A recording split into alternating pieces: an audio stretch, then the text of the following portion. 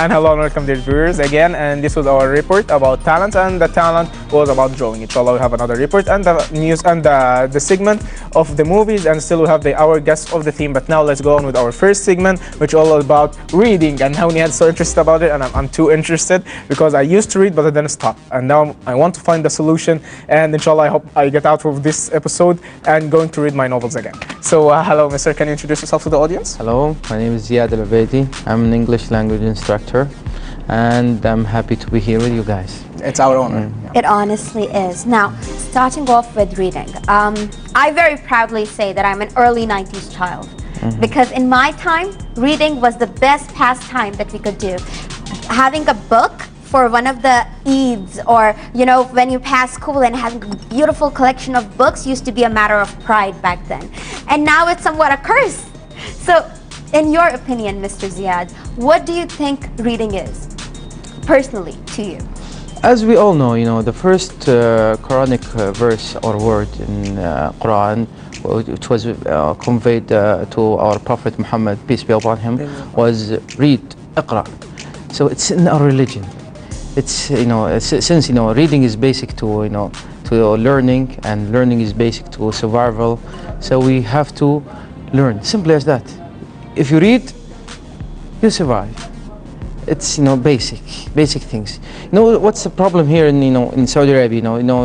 Reading is not not dying only. It's not there. We have to initiate it. We have to bring it from nothing to make it interesting for our children, for our youth. And if you want to make them want to learn, we want them to want to read. This is the main point. If you put pressure on them, stress them, you cannot, you'll not take any good result from that. So in your point of view, how are you going to make them love reading or actually come back to reading? So how can I make children to come back to reading? We have two aspects here: making children love reading, and making people who are old enough, who are just like you, just stopped reading. How can they come back? For children, they should start in school. This is the responsibility of the teachers and parents. They should know what are the things that the students is interested in. Each individual is different. This student is interested in, for example, sports, cars. This guy is interested in games. Let them read about these things, okay, in the beginning. Okay, and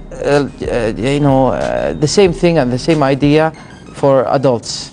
Let them start with novels, with stories, short stories that they like, that interested in. For example, interesting stories that he's interested in. For example, like police stories, and these interesting things, and some you choose for them. Some writers are so famous, like Dan Brown. I like Dan Brown. I love Dan Brown. Shakespeare. Yeah, Shakespeare. Not a fan. Seriously, I'm a great fan of Shakespeare. I'm not. But it's our personal choice. Yeah. As long as we read. Yeah, this is the main point. You should read the things that you are interested in. For example, you're interested in one writer, you are interested in another. So you have to give the children the freedom to choose. And don't stress them. If you give them stress, and if you are pressuring them, they will not read. As they said, emotional stress in children, they lead them to not read. They said that emotional stabilities, hating the reading or hating books because of what they're happening, pressure that they are. Because there's a fine line in these things. If you push them more, you just break it. And you may make them rebels. Now, Mr. Ziyad, talking about the fact that, I honestly think that reading is such a basic, I wouldn't say commodity, but it's a basic necessity of our life. And I honestly think that, like everything starts at home. We say our first words at home. We start walking at home. So why don't we start reading at home? Yes. Like I remember when I wasn't even able to start talking as yet. I was a toddler, and my mother used to bring me books, and I used to just turn the pages Watch look the at the funny pictures. pictures. Yes. And that was my book, and I used to carry it around everywhere. It used to be so precious to me. I still have it. And the thing is that as I grew older and as I learned to read, my mother used to bring me all of these beautiful books, things that used to interest me. I was a girl, so naturally it used to be lots of Disney and princesses, and I used to love reading. That was my favorite pastime. Now, however, we see that the first things that the parents are buying for the kids are games. Games, yeah. Here, parents. You said parents. We said we start in school, teacher and parents. Parents, they are so important. When you buy, a game for an iPod or anything, a gadget. Yeah, yes. A gadget for them. Just try. I know. In the beginning, you have to start in an early age. My daughter, my little daughter, she's in KG 2. MashaAllah. Yeah, when you give her books with pictures, she's so happy with it because she's, this is new thing for her. She's curious. Yeah, she's curious. From that stage, you can encourage her to read. But if you start buying them gadgets and stuff like that, you will stop them. And honestly, I'm not saying that I'm perfect. I buy from for them gadgets. I bought from the iPod and iPad for them, but balance it. Try to balance it. Give them these things that they are. Why we are different than our other children. You live in a community, So you have to balance these things. Yeah, and also how to change it from a punishment into a reward. Yes. Yeah, I also remember that in my old days that I used not to be rebel. I don't want to study. And also my mother was always taking me, bringing for me books in order to color or to draw or something like that. And she was having them. She told me when you finish studying and you do everything perfect, I will give them to you in order to enjoy. An hour or 2 hours at the end of the day. So I really worked hard in order to achieve it or to get these books and to have this fun of coloring or drawing or anything that I want. But I mean that when you're a child, everything grew in that. If your parents used to give this as a reward or a punishment, or they are not giving it to you. So that's the whole problem here. The whole thing begins from the home. Yeah, parents play a very important role. My father used to say, a saying, when I was a little boy, he always say these things, and I didn't realize it, didn't understand at that time, but now I realize. He always says, a reading nation is a classy nation. If you read a lot, So he always say that, and we just laugh and make stories about it, make fun about it. But when we grew up, we realized that he was right. It starts with the parents. It starts at home, like you said. So it's very important to make this clear for our parents. These are our future. The youth are our future. We have to respect that. We have to give it importance and emphasis on it. Indeed. Now, Mr. Ziyad, since we already tackled that young age when we are just starting with the parents, now let us move on towards the people like Marwan said himself. He used to read, now he doesn't. Let us try and tackle this problem. We are having the biggest generation right now is the youth. They are the future, as you mentioned. Yeah. Now, how is it that we can actually have the youth to be attracted towards books? Because many a times we see now, even in schools, we do not have books. We've got an iPad instead of your 6 books, which is a good thing in itself, but also technology has really adversely affected the book reading habit. Now, I think the reason why I am still interested in books is because my school had the biggest library ever. And we used to enjoy my library period more than any other period there was.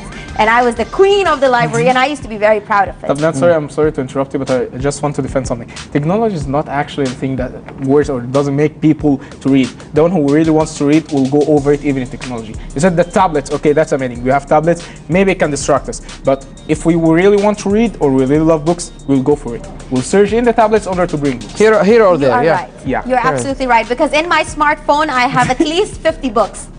So I do it myself through my phone as well, because now it's difficult to carry 2 books with you. So you just carry your phone with 50 books in it. So yes, you're right, there is no excuse. But it's still a distraction. It is. Yeah, but as he said, if you want to read, you read either way, here or there. And you mentioned how do they help the adults to read. You said they have a library. This is a very important, thing to say. I'm thinking, some people when you hear this, they said, this is, you are dreaming. You are just making things so perfect. But if we do it this way, like I'm going to say now, carefully, I'm asking for a library for each neighborhood here in Riyadh. I know it's difficult. I would love it. Yeah, if we put a library, small, no, it shouldn't be so big and so, just small library with small collection of books. Books are available to people to read, not that expensive or just simple books, and it's open 24/7, and you can have it. You can go to this small library in your neighborhood. So it's not far. We have libraries here. We have public libraries. I know that, but it's far, and Riyadh is so big, and the traffic is bad. Yeah. So if we put a small library, okay, and we make it in every neighborhood, it will be so nice. Everybody can read anytime they want, and even some students can go and study there. Yes, instead of going to a cafe and studying there. Yes. That is actually, honestly, we think that, maybe somehow if the youth are going to show the determination, because we know that there's so many cafes that are being opened by the youngsters. They save up their money and they actually go ahead and open a cafe. So why don't they think about opening up a book club where they can also serve coffee? Yes. Why don't we think about that? So let us think about that. Maybe I'm going to be the first one to actually go ahead and do it. For the moment, we would actually like for you, Mr. Ziyad, to be giving us a final message because we're running out of time. Yeah, the final message is, as I said in the beginning, reading is basic to learning, and learning is basic to survival. So if you want to survive, you have to read. That's it, as simple as that. Read and read and read. MashaAllah. And with that beautiful message, something that is actually such a simple cycle, and it just means that reading will take you to survive. And we all need to survive on a daily basis, and your cell phones are not going to let you survive because they are going to be affecting your eyes so badly. However, for the moment, let us move on towards our first movie trailer to cut off with the book reading for a moment, just so we don't push it too hard. Let us see the first trailer. We're going to be right back.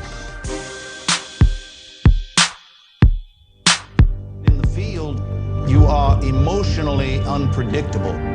You confuse courage with recklessness. I'm not advancing you. You have a son that you do not know.